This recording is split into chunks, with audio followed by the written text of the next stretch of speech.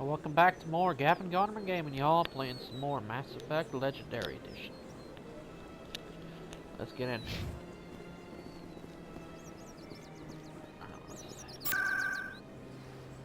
Real quickly head to Flux.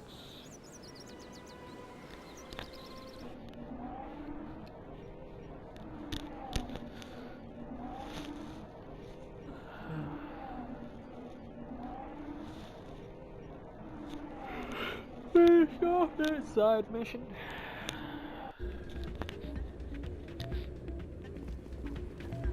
See if I got enough. So, did you record 5 wins with the device yet? Here you go. I hope it's what you're looking for.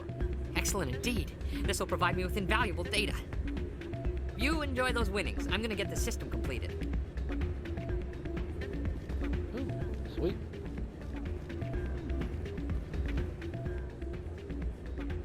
If you weren't on duty, I'd have to show you some of my dance moves. Sir. What was that? Doran's down there dancing. Hey, Jenna's back. Hey there, welcome to Flex. I'll be right over. You remember me? How rude.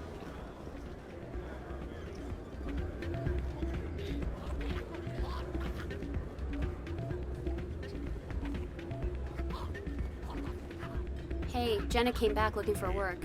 Thanks for getting her out of Cora's den. I was glad to help out. Yeah, everyone seems real happy to have her back. I sense that you are less than pleased with her return. I'm glad she's out of the den. I'd just forgotten what it was like to have her around. I haven't had a decent tip since she got back.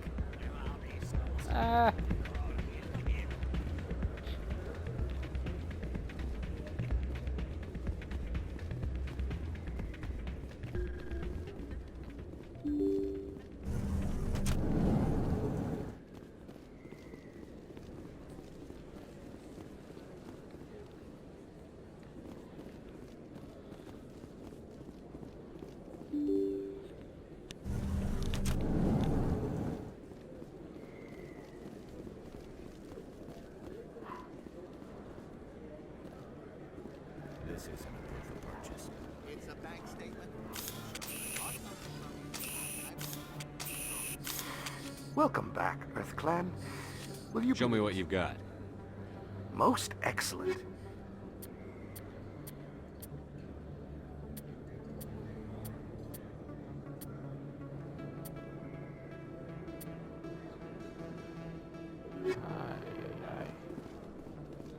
Hey, Commander Shep. There are rumors on the extranet that you've been made the first human Spectre. That's incredible. Being a Spectre is a big responsibility. I just want to make humanity proud. The vids are all talking about Commander Shepard fighting for all of us back home. And they also say that you don't take crap from anybody. You're showing them what humans can do. Hey, can I get your picture? I don't have a problem with it, but why? You're a hero, Shepard. Decades from now, humanity's going to remember you, and I'll have your picture. Just hold up your gun. Perfect. He's like, oh my god. Thanks again, Commander. I'm gonna hang this in my living room. My wife will love it. You said that last sentence a little weird.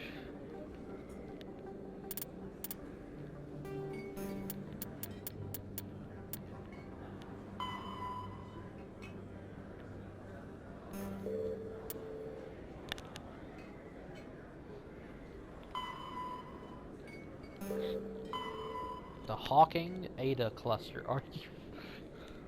That's Stephen Hawking? Really? Y'all went there.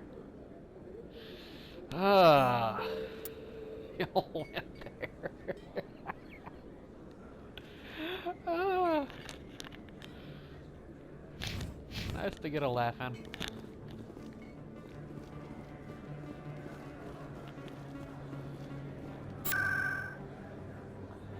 I need to go to Obsidian. Go to the embassies. Need to go to that bar and talk to what's her name? Jordana, something like that.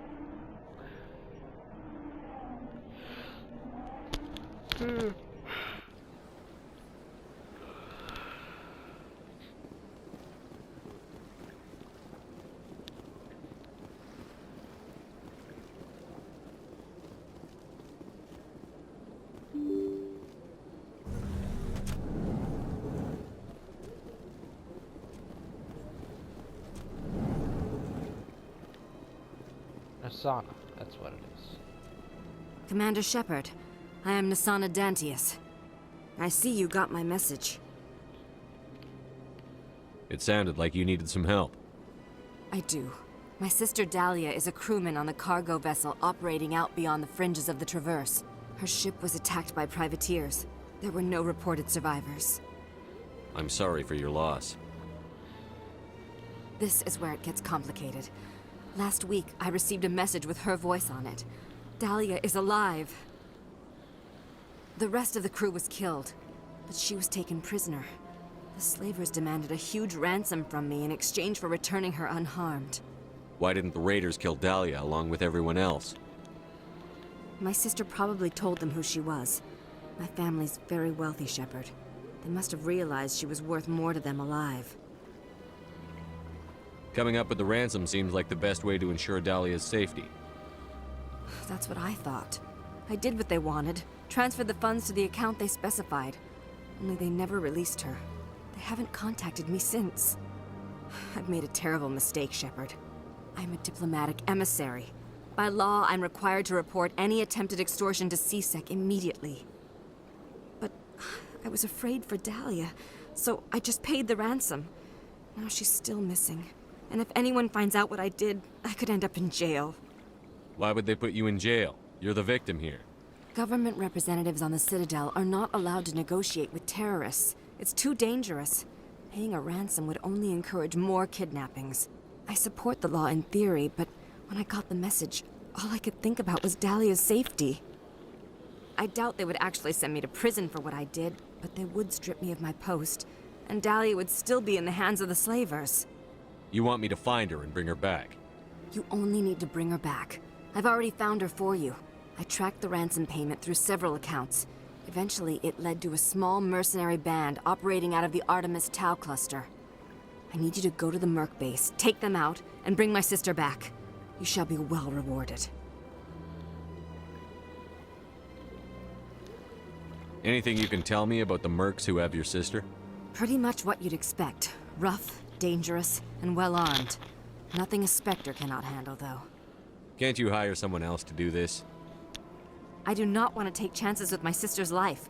I need a Spectre. Besides, you operate outside official channels. My superiors cannot find out I never reported the ransom in the first place. How'd you find out who was behind the ransom? I have resources. Contacts and credits can go a long way. I already broke the law when I paid the ransom. This couldn't make things any worse. Don't worry. Thank you, Shepard. Come back and see me when the job is done. This place seems strange. Wish there were more humans around. And wrong door.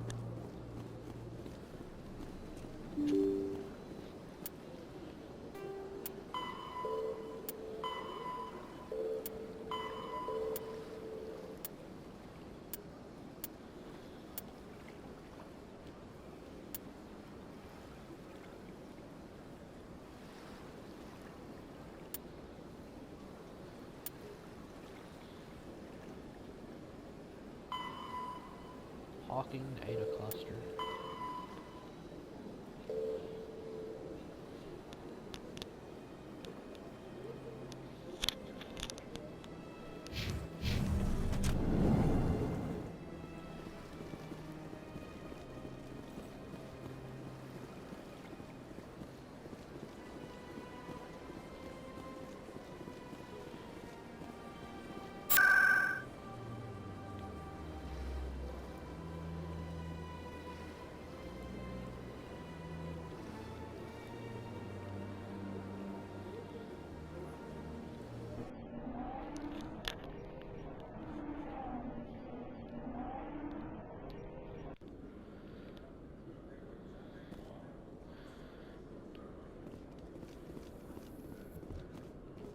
Celebrations are being planned for the anniversary of the end of the Rachni Wars.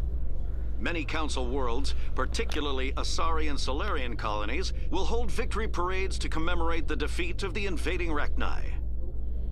In a rare admission of debt, several Asari colonies have invited Krogans to be honored for the victories the uplifted Krogans made possible.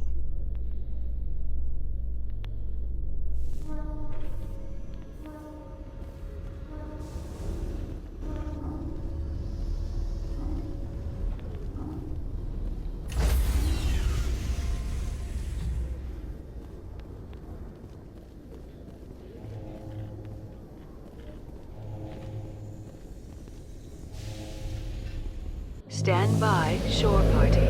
Decontamination in progress.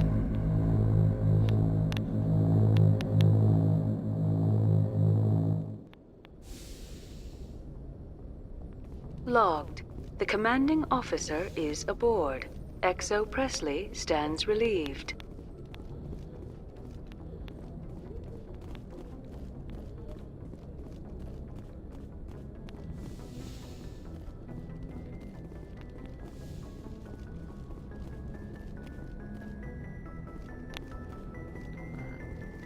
Find out what else is on this ship.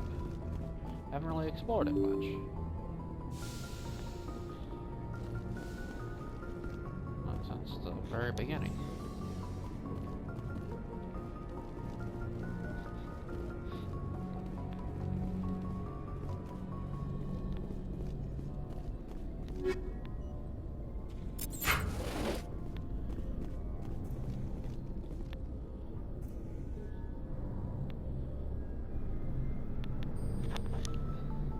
Anything you need, Commander?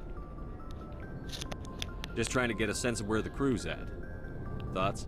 Is this an official evaluation, Commander? Or off the record? Alenko, when it's just you and me, you can consider it off the record. That's a generous attitude. Okay. I think there's something wrong with all this. This Saren is looking for records on some kind of galactic extinction, but we can't get backup from the Council? Sorry, Commander. There's writing on the wall here, but someone isn't reading it. The Council doesn't want to believe anything's wrong. I'd call it human nature, but... I hear you. It just seems like a group that's been around as long as the Council should see this coming. Sorry if I got too informal. Protocol wasn't a big focus back in Bot.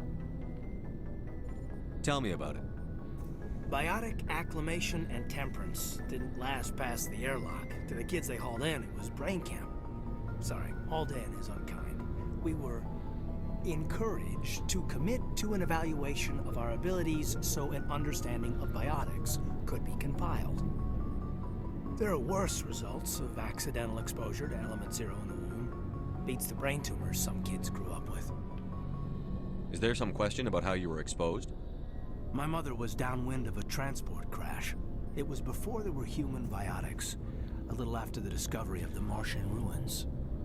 It only gets iffy around 63 when Kinetics was running out of first-gen subjects.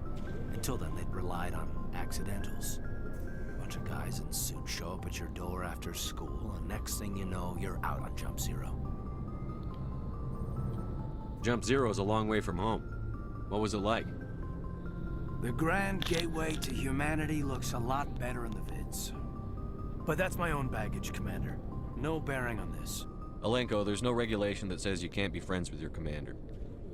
I appreciate that, Commander. I just don't want you to think that I'm a whiner. Besides, I've got my past squared away. Anything you need, Commander? What's your opinion on the last mission? Dr. Tassoni. Seems like a sweet girl. Easy on the eyes. I mean, if you like the bookish sort. Any intentions there, Lieutenant? No, Commander. Just art appreciation. We'll talk another time, Lieutenant. Commander?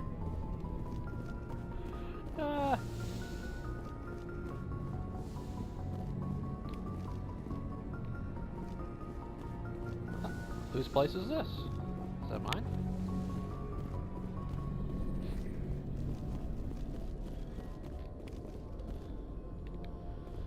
Sleeper pods.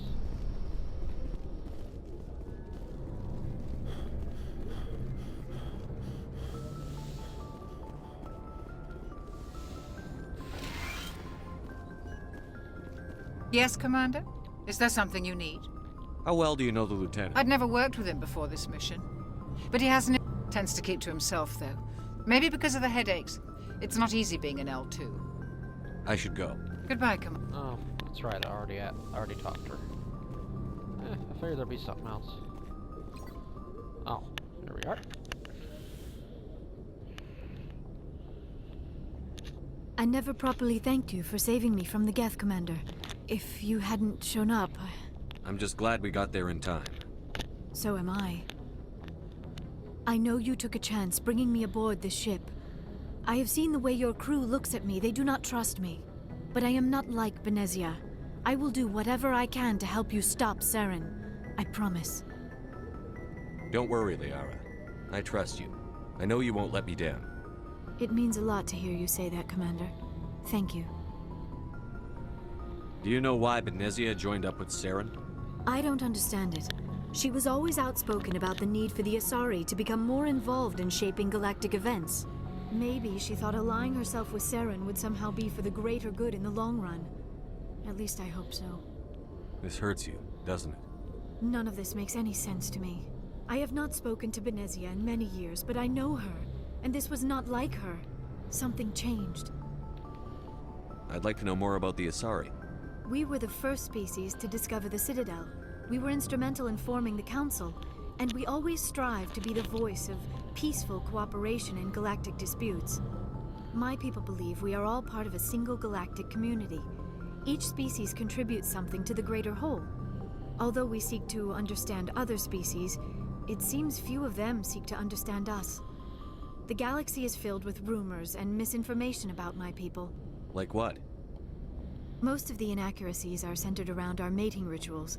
My species is monogendered. Male and female have no real meaning for us. We still require a partner to reproduce. This second parent, however, may be of any species and any gender. That's disgusting. I don't understand. Your species can mate with anyone? Mating is not quite the proper term, not as you understand it. Physical contact may or may not be involved, but it is not an essential element of the union. The true connection is mental. Our physiology allows us to meld with other beings. We can touch the very depths of their minds. We explore the genetic memory of their species. We share the most basic elements of their individual and racial identities. We then pass these traits on to our daughters.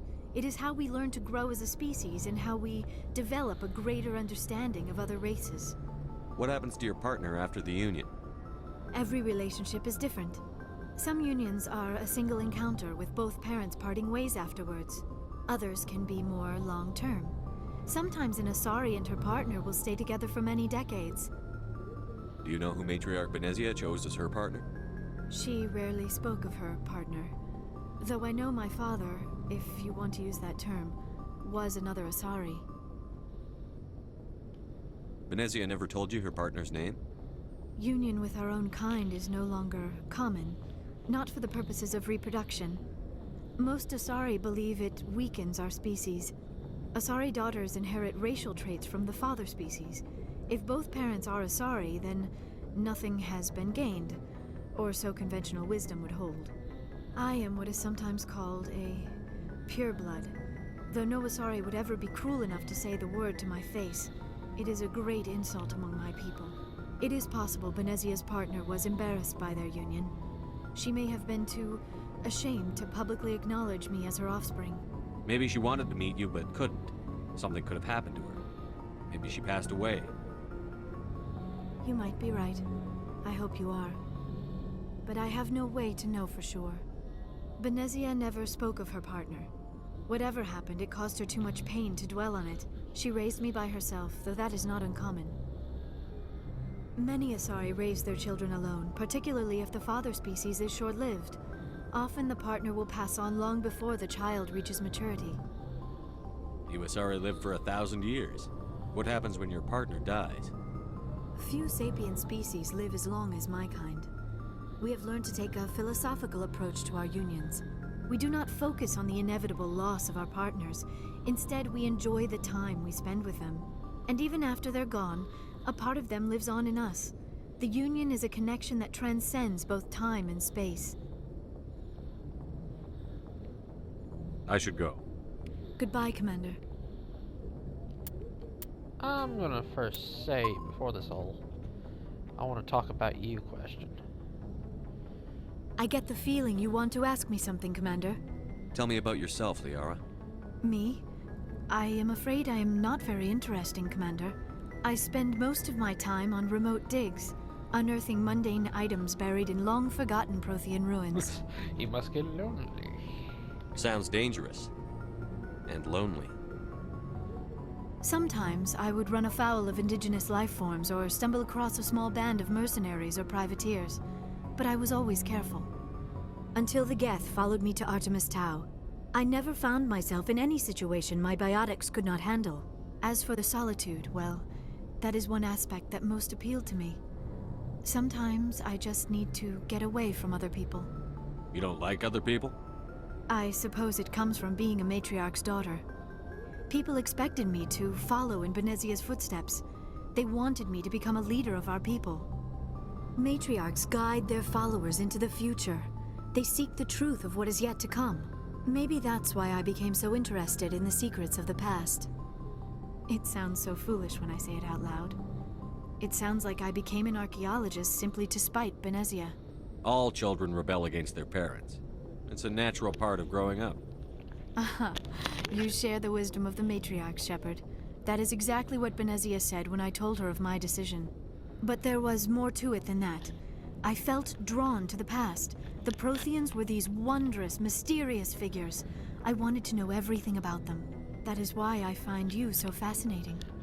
You were marked by the beacon on Eden Prime. You were touched by working Prothean technology. Sounds like you want to dissect me in a lab somewhere. What? No, I did not mean to insinuate.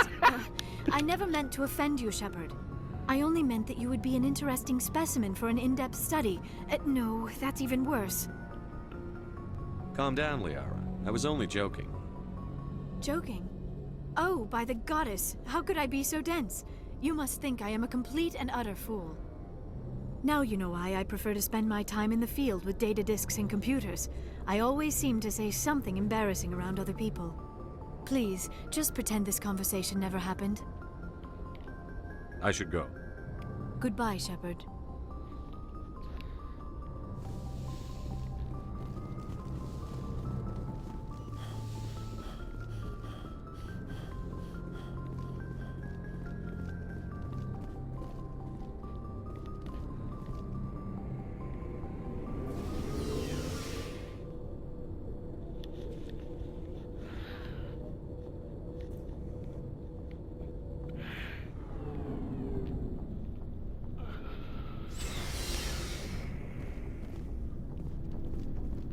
Hey, Commander.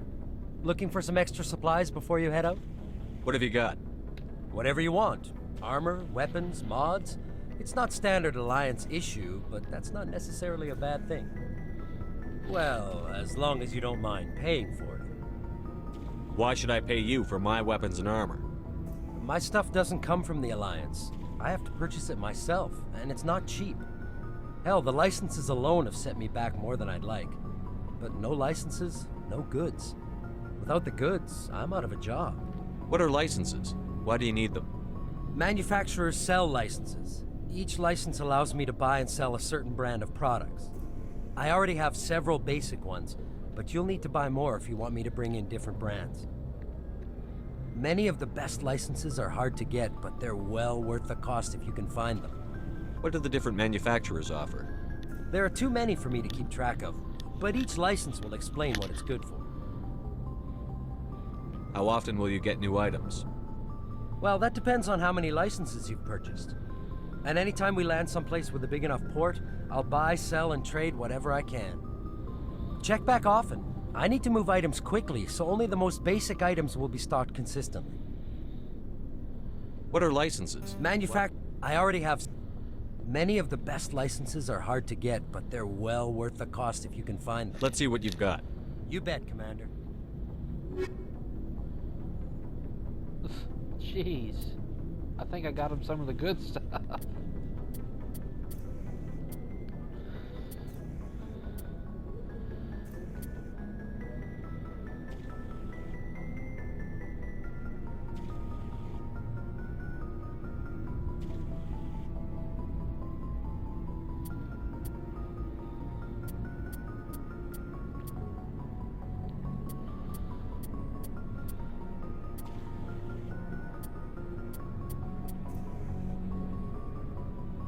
only 2 credits? Really? I'd rather just convert it to Metagel. What the? Who's back here? Huh, I don't remember this.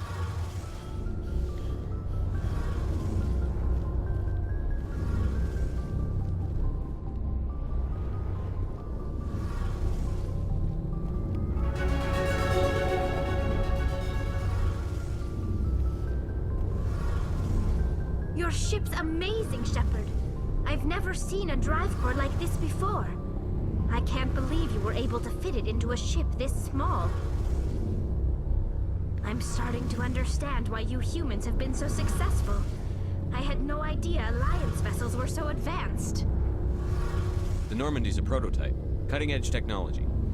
A month ago, I was patching a makeshift fuel line into a converted tug ship in the flotilla. Now, I'm sitting on board one of the most advanced vessels in Citadel space. I have to thank you again for bringing me along. Traveling on a vessel like this is a dream come true for me. I had no idea you found ship technology so interesting. It comes with being a Quarian. The migrant fleet is the key to the survival of my people. Ships are our most valuable resource. But we don't have anything like this. We make do with cast-offs and second-hand equipment. We just try to keep them running for as long as we can. Some of the fleet's larger vessels date all the way back to our original flight from the Geth. I can't believe your fleet's still using ships that are 3 centuries old. They're constantly being repaired, modified, and refitted.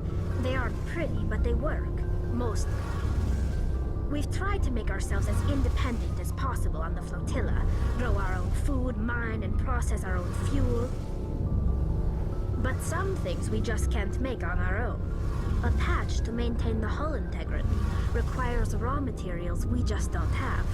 That's why our pilgrimages are so important. Tell me about your people. Our lives aren't easy. Resources are scarce, and we are constantly on the move. Everything we do must in some way contribute to the continuation of the migrant fleet. There are 17 million Quarians in the flotilla, and each of us relies on the others for survival. The bonds among my people are strong. Unfortunately, we have had to surrender many of the freedoms and civil liberties other species take for granted. What kind of freedoms? Well, it's illegal for parents to have more than one child. If our population grows too much, it would strain our resources to their breaking point. Of course, we also can't allow our numbers to become too few. If our population is in decline, the rule against single births is temporarily repealed. In extreme cases of population decline, incentives are even offered to encourage multiple births, though the Conclave hasn't had to take such measures in nearly a century. That's your government. The Conclave is our civilian branch of government. Each ship can elect a representative to serve on the Conclave and make decisions that affect the fleet as a whole. On matters that affect an individual ship, however, the captain has the final say. It's a tradition that dates back to the early days, when the fleet was governed by martial law. Fortunately, most captains nowadays are smart enough to have an elected council from their crew to give them advice and guidance. So the ultimate power rests with elected officials. In practice, the Conclave and the respective council for each ship tend to set the rules that govern our daily lives. But in theory, we are still under military jurisdiction. The 5 top-ranking military officials in the fleet serve on the Admiralty Board. These 5 have the power to overrule any decision by the Conclave in case of emergency.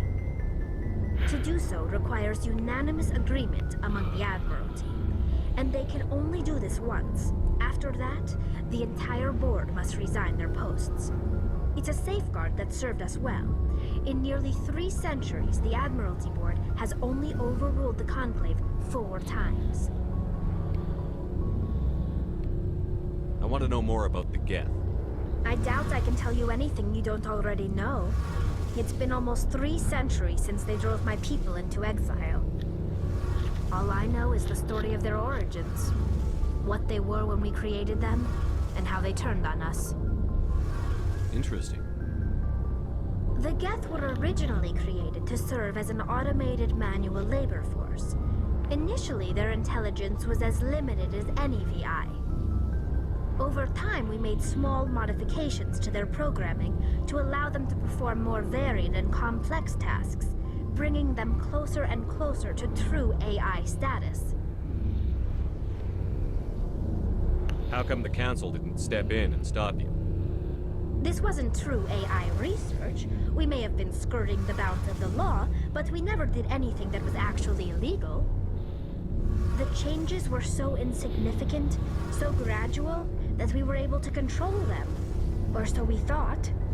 But one thing we underestimated was the power of the neural network. A million Geth thinking simultaneously created an inherently unstable matrix. So, the Geth share brain power? Many of the Geth's logic systems were designed to work in concert with other nearby Geth. Basically, the more of them you have in a group, the smarter they are. So there's some sort of group consciousness? No, nothing like that. They cannot share sensory data or information. Their programming cannot handle that much simultaneous input. Each Geth maintains an individual awareness and identity. The neural network only operates on a process-based level. It's basically the synthetic equivalent of a subconscious. But when they're in close proximity, they can coordinate low-level functional processes, freeing up more capacity for original or independent thought. That doesn't make any sense. I'm probably oversimplifying. The Geth are incredibly advanced and complex creations. All you need... As we built more and more Geth, their effective intelligence became more sophisticated, more abstract. One day, a Geth began to ask its Quarian overseer questions about the nature of its existence. Am I alive? Why am I here? What is my purpose? As you can imagine, this caused a near panic among my people. I don't see what's so bad about those questions. The Geth were created to engage in mundane, repetitive, or dangerous manual labor. That's fine for machines, but it won't satisfy a sentient being for long. The Geth were showing signs of rudimentary self-awareness and independent thought. If the Geth were intelligent, then we were essentially using them as slaves. It was inevitable the newly sentient Geth would rebel against their situation. We knew they would rise up against us, so we acted first. A general order went out across all Quarian-controlled systems to permanently deactivate all Geth. The Geth responded to this order violently.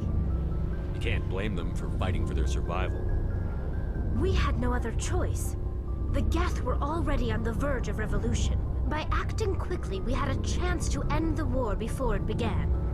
The hope was that most of the Geth would still be little more than machines, incapable of organized resistance. But they had progressed much further than anyone anticipated. The war was long and bloody.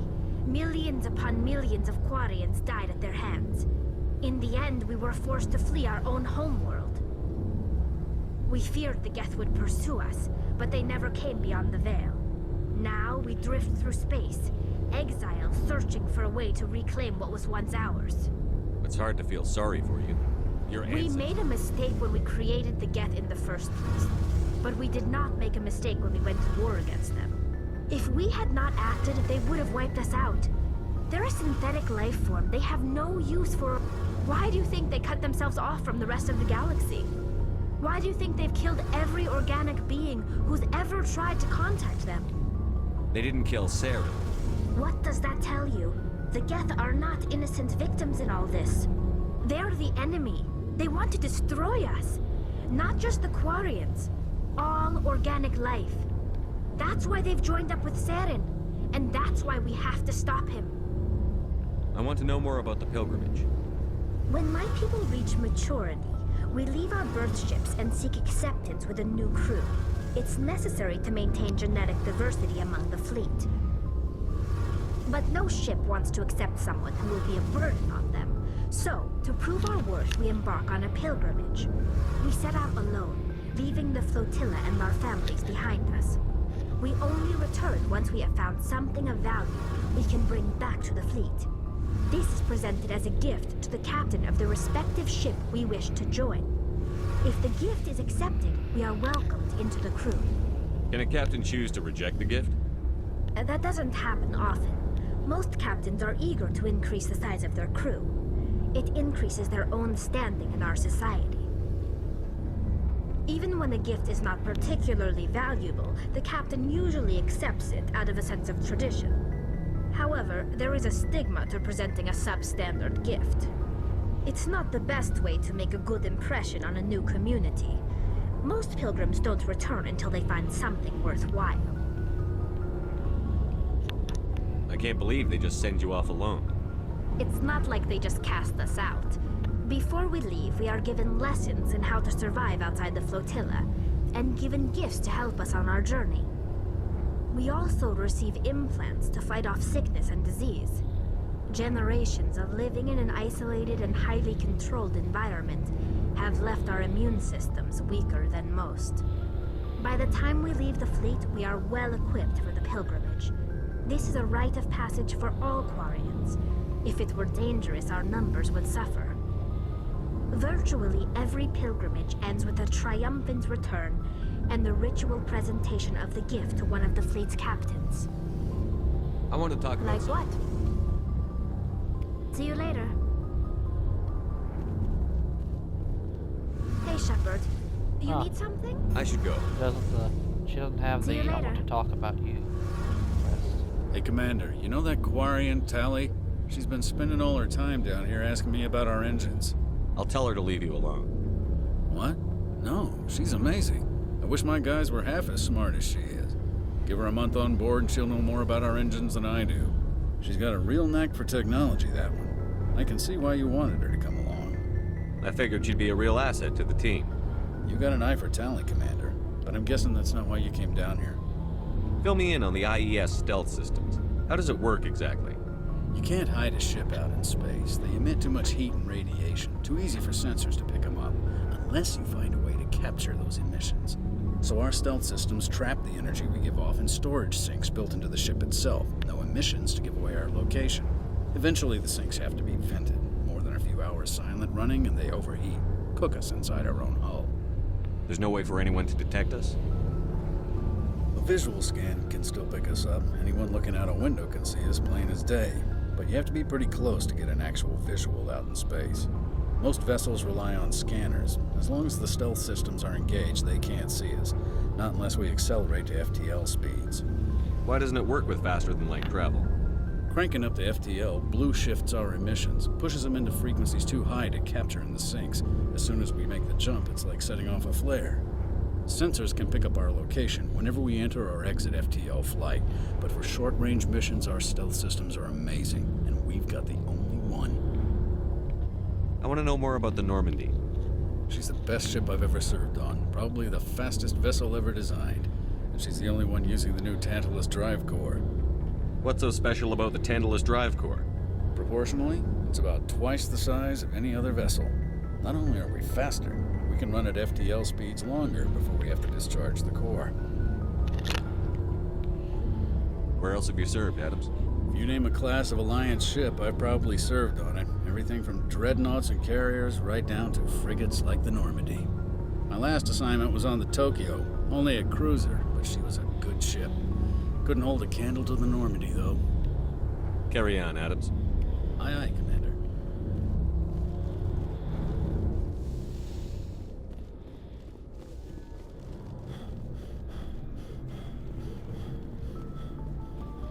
Commander, nice work. I knew working with the Spectre would be better than life at CSAC. Have you worked with a Spectre before? Well, no, but I know what they're like. Spectres make their own rules. You're free to handle things your way. At CSEC, you're buried by rules. The damn bureaucrats are always on your back. For the most part, the rules are there for a reason. Maybe. But sometimes it feels like the rules are only there to stop me from doing my work. If I'm trying to take down a suspect, it shouldn't matter how I do it, as long as I do it. But CSEC wants it done their way. Protocol and procedure come first. That's why I left. So you just quit because you didn't like the way they do things? There's more to it than that. It didn't start out bad, but as I rose in ranks, I got saddled with more and more red tape. C-Sec's handling of Saren was typical. I just couldn't take it anymore. I hate leaving. I hope you made the right choice. I'd hate for you to regret it later. Well, that's sort of why I teamed up with you.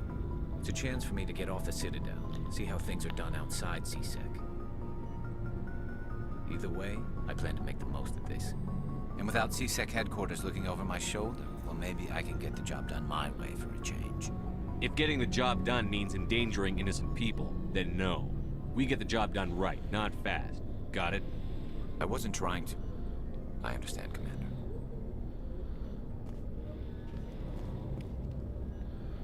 Commander, how are you? Why did you want to be a C-Sec officer in the first place? That's a good question. There were several reasons, I guess. Like what? Probably the same as most officers. I wanted to fight injustice, wanted to help people. I guess my father had something to do with it too. He was C-Sec, one of the best. I grew up hearing about his accomplishments or seeing his picture on the vids after a big arrest. He's taking my resignation pretty hard. That's tough, but you'd think he'd be impressed you're going after Saren. My father's a C-Sec man to the bone. Do things right, or don't do them at all.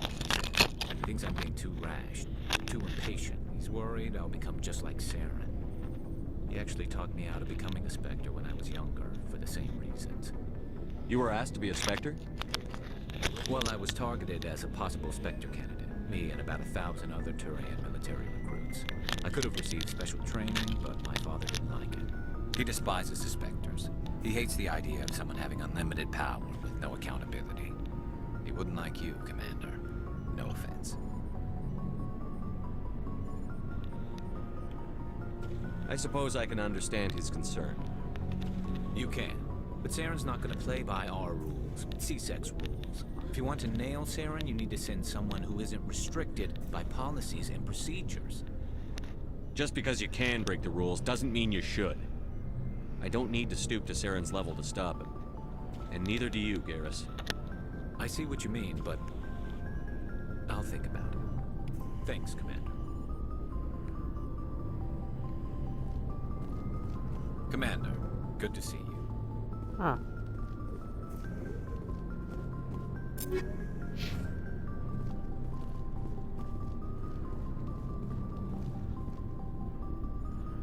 Oh, there she is. I didn't see her. Commander, you have a minute to talk. I keep an open door policy. If you have any concerns, lay them on me. All right. I know things are different aboard the Normandy, but I'm concerned about the aliens, Vicarian and Rex. With all due respect, Commander, should they have full access to the ship? They may not serve the Alliance, Chief, but they're allies. At least as far as Saren goes. This is the most advanced ship in the Alliance Navy. I don't think we should give them free rein to poke around the vital systems. Engines, sensors, weapons. You don't trust the Alliance's allies? I'm not sure I'd call the Council races allies.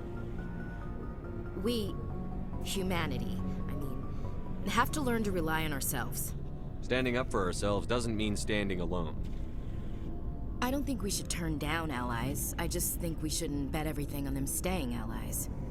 As noble as the Council members seem now, if their backs are against the wall, they'll abandon us. You've got a pessimistic view of the universe, Williams. A pessimist is what an optimist calls a realist. Look, if you're fighting a bear and the only way for you to survive is to sick your dog on it and run, you'll do it. As much as you love your dog, it isn't human. It's not racism, not really. Members of their species will always be more important to them than humans are. These seem like deeply held beliefs, Williams. What made you think this way? My family's defended the Alliance since it was founded. My father, grandfather, great-grandmother, they all picked up a rifle and swore the oath of service. I guess we just tend to think of Earth's interests as our own. It doesn't sound like you've worked with aliens before. No, sir. Mainly I've been groundside, part of the surface garrison forces. I did get a rotation on a space station for training. Every Marine a rifleman, every rifleman ZG certified. That's odd. Your record is spotless and your technical scores are exemplary. You should be serving with the fleet. Anyway, that's why I haven't served with many aliens, Commander. I come from a military family too. My parents were both Navy. Anybody in your family we might know? Couldn't say, Commander. We probably have a lot in common. You join up to carry on the tradition? No. The future of humanity is out here. There's so much we haven't seen yet. Yeah. I still remember my first field exercise on Titan. When we hit mud, the reality hit me. I'm the first person who ever stood here. Then my drill instructor kicked me in the ass. I went face first into the muck. He spent the next 5 minutes chewing me out for gold breaking. Don't tell me you had Gunny Ellison. He's the only one I know who uses that word to describe shirking duty. Oh lord, you went to the Macapag boot camp too? Yeah, Gunny Ellison's still reaming out recruits down there, kicking ass and using words like inveigle and pusillanimous. All right. I can see where your concerns are coming from, Williams. But this is a multilateral mission. You're going to have to work with aliens, like it or not. It won't be a problem, Commander. You say jump, I say how high. You tell me to kiss a Turian, I'll ask which cheek. Holy crap, that's an option. Would you kiss anyone I ordered you to? That depends, sir. If you ordered me to kiss a superior officer, that would be a violation of the regs concerning fraternization. That would make it an illegal order. I'd be required to decline and relieve you of command. Sir. What's your opinion on the last mission? Not sure I buy Dr. Tassoni's story about her and her mom not talking. They're family, right? I think she's being straight with us. Or at least, I don't think she lies very often. Yeah, she's probably really bad at it. Hey, want me to ask her about her sex life? Might be illuminating. I don't think she's used to teasing. Good-natured or otherwise. No fun, Commander. Look at Too those bad eyes. ruins got destroyed. I mean, they lasted thousands of years. That's impressive. That freaking face right after she said it. She's like, aww. We'll talk later, Williams. Looking forward to it, sir. Commander? We'll talk later, Williams. Looking forward to it, sir. Weird. Shepard, what can I do for you? What's your story, Rex? There's no story. Go ask the Quarian if you want stories. Just a short one. You Krogan live for centuries. Don't tell me you haven't had a few interesting adventures. Well, there was this one time the Turians almost wiped out our entire race. That was fun. I heard about that. You know, they almost did the same to us. It's not the same. It seems pretty much the same to me. So your people were infected with a genetic mutation? An infection that makes only a few in 1,000 children survive birth? And I suppose it's destroying your entire species? So what? I suppose it isn't all the same. I don't expect you to understand, but don't compare humanity's fate with the Krogan. I was just making conversation. I wasn't trying to upset you. Your ignorance doesn't upset me, Shepard. As for the Krogan, I gave up on them long ago. The genophage infected us, but it's not what's killing us. Are your people really dying? We're sure not getting any stronger. We're too spread out. None of us are interested in staying in our own system. Lots of species have left their homes and prospered. But they go to colonize new worlds. We're not settlers. We're warriors. We want to fight. So we leave. Hire ourselves out. And most of us never go back. What can you tell me about the genophage? Ask the Solarians if you want details. They made it. All I know, it makes breeding nearly impossible. Thousands die in stillbirth, and most never get that far. Every Krogan is infected. Every one. and no one's rushing to find a cure. Why don't the Krogan try to find a cure? When was the last time you saw a Krogan scientist? You ask a Krogan, would he rather find a cure for the genophage or fight for credits? He'll choose fighting every time. It's just who we are, Shepard. I can't change that. Nobody can. So long, Rex. Shepard.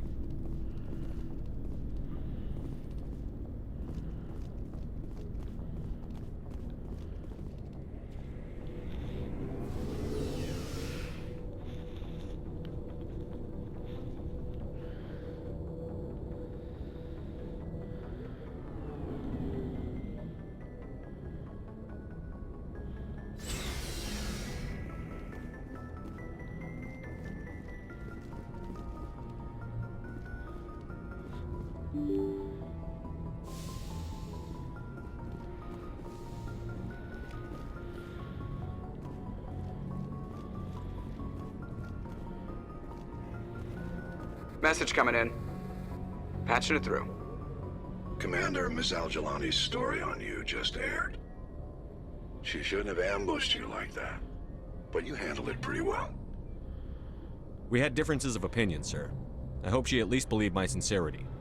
You handled yourself pretty well, Commander. She came across like a raving idiot. There is one other matter, however. The Citadel has been trying to play down Saren going rogue. It makes the Spectres look bad. Your mention of him was politically inconvenient. I wasn't aware of that. I won't discuss him again, sir. I'd appreciate that, Commander. I won't keep you any longer. Fifth Fleet out. It's Admiral Hackett.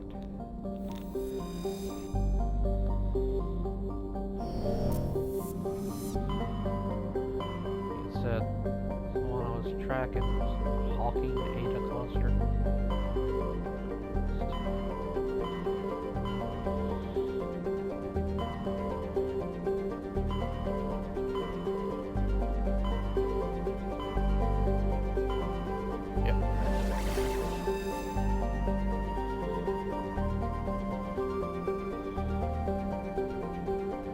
Huh. Only one. Century. Wow, that's real creative.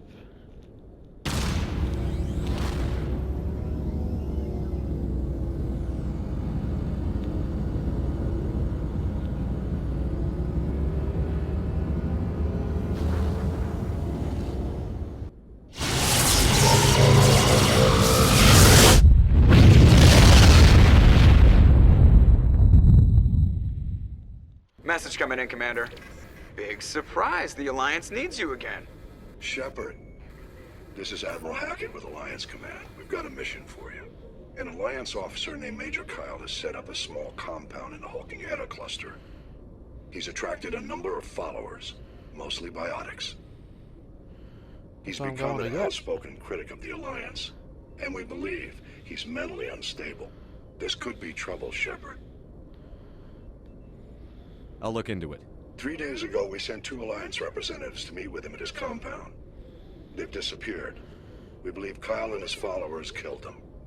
That compound is a cult, Shepard. They call him Father Kyle now. He set himself up as some kind of religious leader. You said his followers were biotics? Yes. Major Kyle never showed any biotic tendencies himself, though. I think he's just latched onto a group he identifies with. Many biotics feel marginalized or ostracized by society. Kyle probably sees them as victims who need his protection, and they see him as someone who will fight for them. Unfortunately, he's convinced them that the Alliance is somehow responsible for all their problems. We can't let him go on like this. What were those Alliance representatives going to talk to Major Kyle about? They wanted to bring him back to an Alliance facility for treatment. Major Kyle served us faithfully for many years. We weren't going to abandon him. Given his state of mind, however, he probably saw them as a threat. We're almost certain he had his followers killed him. What else can you tell me about Major Kyle? He used to be a model soldier, but something happened to him at Torfin. Too many Alliance soldiers died under his command. Couldn't cope with the guilt. His psych evaluations showed he couldn't handle the stress of command anymore. He was given an honorable discharge in early retirement. We'd hoped he would get better in time, but we underestimated how far gone he was. Now it looks like it's too late. I might be able to end this without violence. That may not be possible, Commander. We don't want a bloodbath, but Kyle is dangerous. I'll trust you to use your judgment. Hack it out.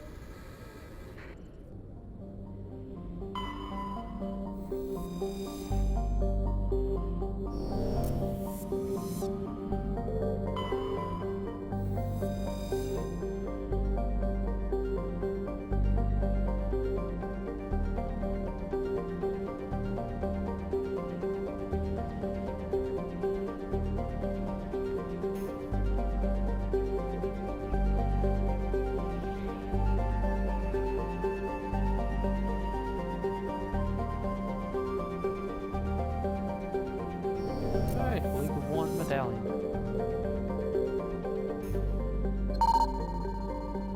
Metallic asteroid. Metal rich asteroid. Palladium.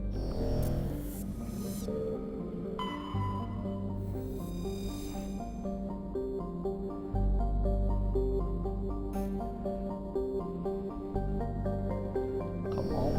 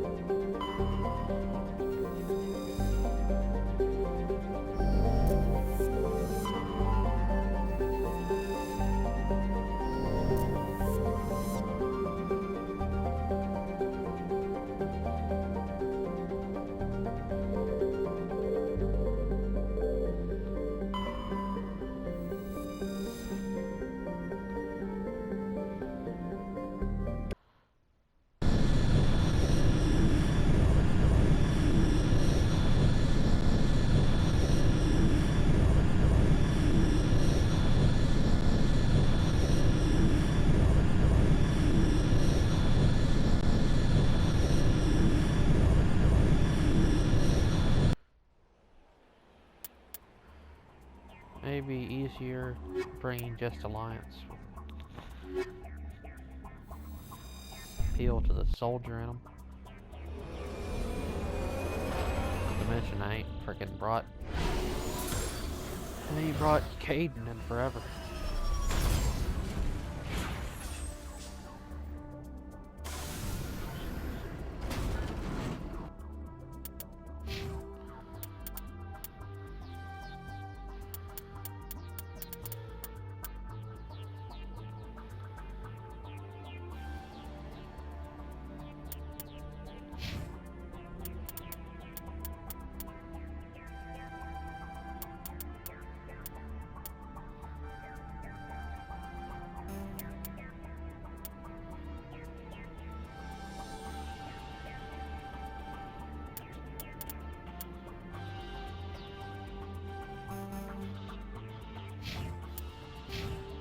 Oh crap.